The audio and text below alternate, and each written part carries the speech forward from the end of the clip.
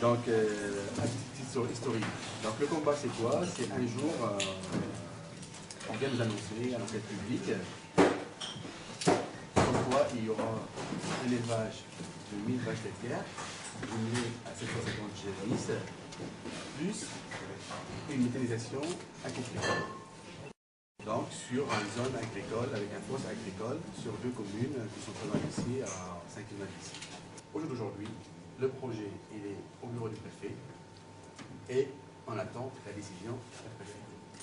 Donc nous, dans ce combat-là, je remercie tous nos collègues ici parce que dès le début, ils ont soutenu. Donc, vous voyez, il y a le côté technique, le poste agricole industriel, il y a le côté philosophique, la politique de la France, et il y a le côté sanitaire, qui nous inquiète beaucoup comme riverains. On ne comprend pas qu'on peut autoriser à 500 mètres d'habitation un élevage pareil, avec une utilisation pareille. Et les termes qu'on emploie, risque de cancer, etc. J'aimerais bien avoir votre avis là-dessus. Moi, j'ai voulu, dans le cadre du soutien que je faisais dans le cadre de cette campagne législative, parce que ça me paraît important d'être en ce moment-ci où on va être en train de mettre en place la nouvelle Assemblée nationale, de parler des véritables projets et à partir de là, de quelle politique on va mettre en place. Voilà. Quelle politique pour les territoires, quelle politique agricole et quelle politique énergétique. Effectivement, on a les 3 éléments là-dessus et on peut rajouter la santé dont vous avez parlé tout à l'heure. Pour moi, c'est important effectivement de bien se caler là-dessus. Je pense que ce projet, parce que je l'avais étudié avant de venir, puis moi j'ai suivi aussi à la télé, dans les journaux, un peu les différents rassemblements, les manifestations, je me suis dit ça. C'est un petit peu loin de chez moi, mais ça vaut la peine de venir voir. Parce que voir un truc comme ça, c'est un truc de cinglé. Voilà. Pour moi, c'est un truc de cinglé.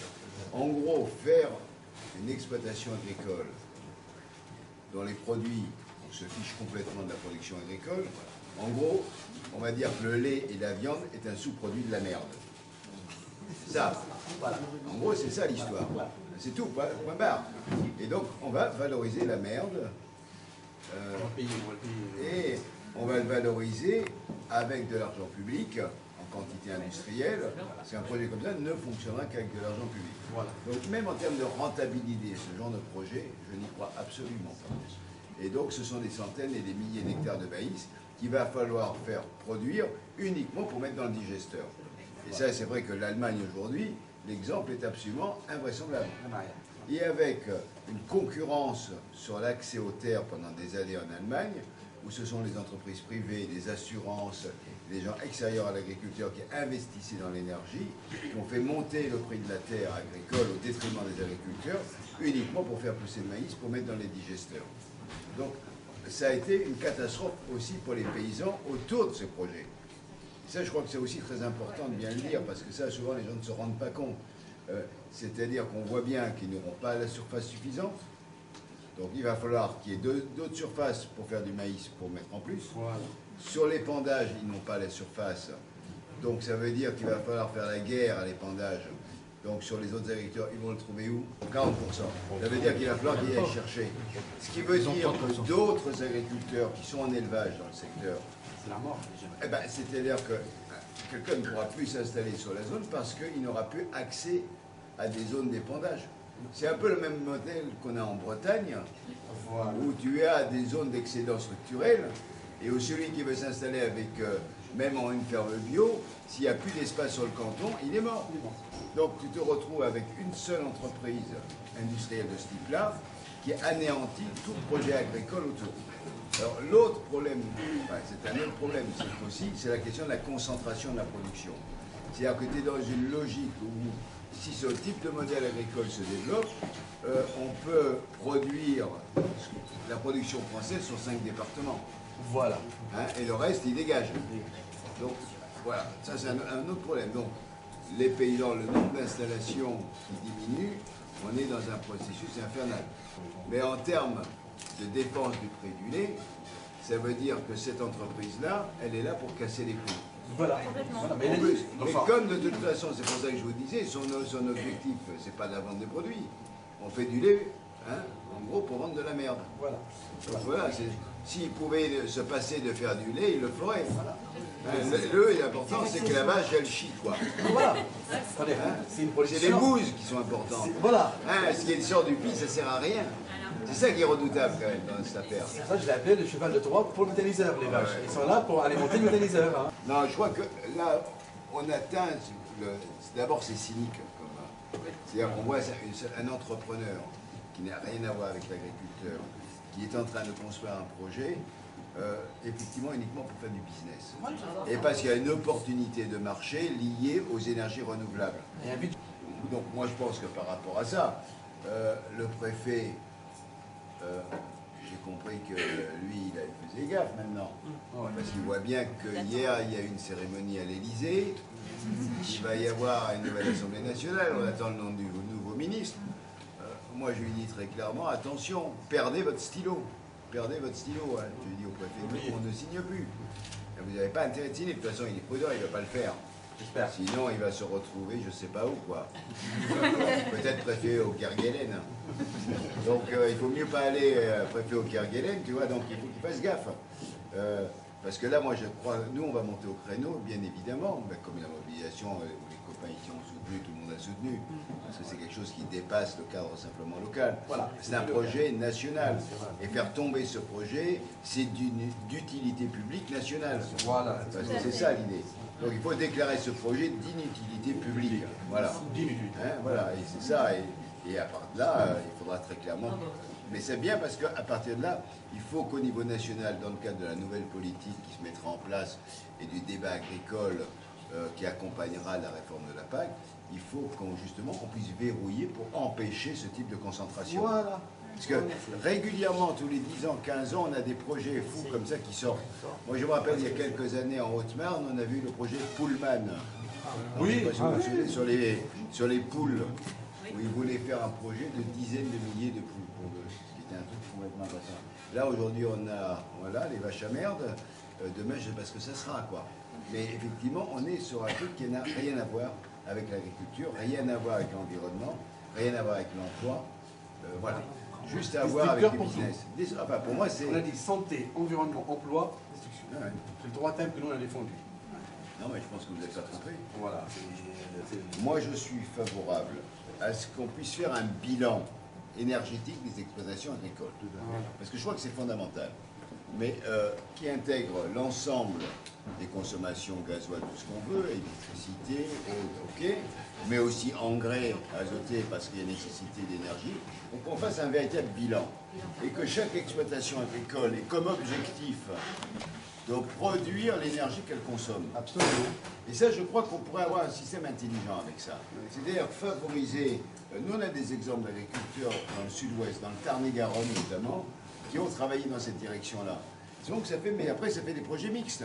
C'est-à-dire qu'il y a à la fois du solaire pour l'eau chaude, salle de fête, etc., des photovoltaïques et aussi des méthaniseurs. Et donc, ce n'est pas une seule unité. L'idée, c'est d'être autonome. Alors, ce que je vous disais là, c'est qu'on on est sur une truc cohérent. Revenons à une cohérence. Autonomie, économie. Voilà. Ça, c'est les deux notions. Et à partir de là, ça permet aussi aux agriculteurs de se sortir un peu des spirales infernales de la chimie. Donc après, on arrive sur la qualité des eaux, etc. et tout le reste. Et je pense que ça peut être complètement dans un processus et que dans le cadre aussi de la réforme de la PAC, il y aura des soutiens au développement rural, pourquoi pas initier des soutiens en lien avec les régions au développppement de ce projet, mais ferme par ferme. Hein?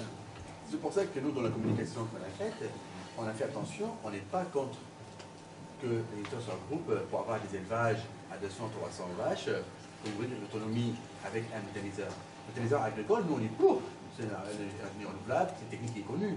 Mais nous, ce qu'on est contre, c'est le méthaniseur usine industrielle. C'est ça qu'on est contre. Avec des entrants multiples qui n'ont rien de l'agriculture. L'agriculture n'est pas un sous-produit du métal. Voilà. On le redire poliment. Voilà. C'est ça. Hein, non, qu'on n'inverse pas le rapport des choses. Voilà, surtout dans un moment où on sait que, en plus au niveau du lait, on va rentrer dans une crise certainement dans les mois qui viennent, parce qu'avec cette idée d'avoir ouvert la production, donc de sortir des quotas laitiers, la production est en train de monter dans les différents pays, Et le prix va être en train de commencer à plonger. Et on commence déjà à saturer sur la poudre de lait. Donc on va se retrouver à un nouveau moment avec une production qui ne va pas être maîtrisée. Donc chaque fois qu'on va avoir des projets industriels en plus qui vont se rajouter, on se retrouve dans des situations où on déséquilibre les marchés. C'est 300 euros, 320 en ce moment. Lui, dans son projet, c'est 270. Il a baissé. Au jour d'aujourd'hui, en Allemagne, c'est 250. En Pologne, 185. Vous voyez déjà le... Et on sait bien que maintenant le lait, c'est un produit financier. Ça veut dire, ils achètent 1 million de litres là-bas, je revends de l'autre côté, ils ne vendent même pas le lait. Hein. Donc c'est pour ça que cette course à la quantité, on fait que de la même. Oui. Il faut revenir à la qualité. Et surtout, attention, ne pas écraser les prix vers le bas.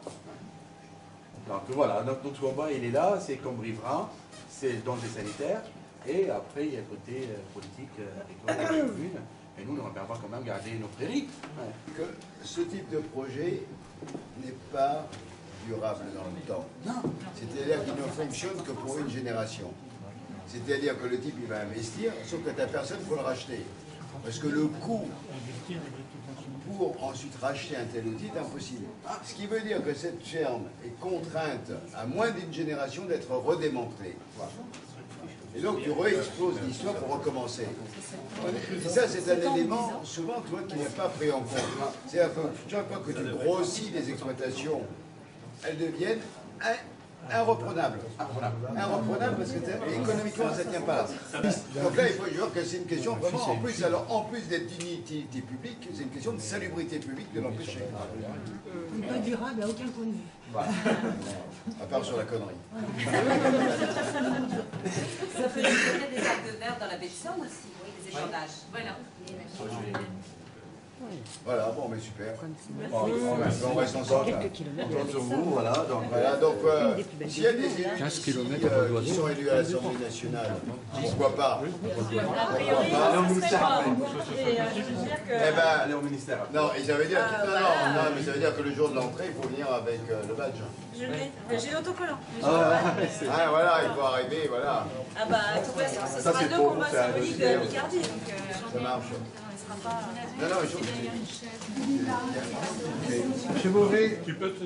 Cadeau. Ah bah ouais, avec plaisir. Oui, on va payer. Oh, attendez, je vais pas lui demander 1 euro sur le bonnet, quand même, non. Non. Tu veux quoi, 1 euro? Ah ouais. Tu sais, parce que comme ça, moi, alors c'est combien l'adhésion? 5 euros. José Beauvais, adhérent de 17. Ça, c'est bien.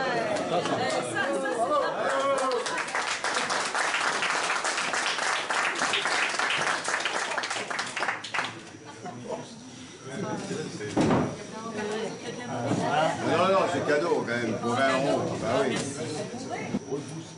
Voilà. On est...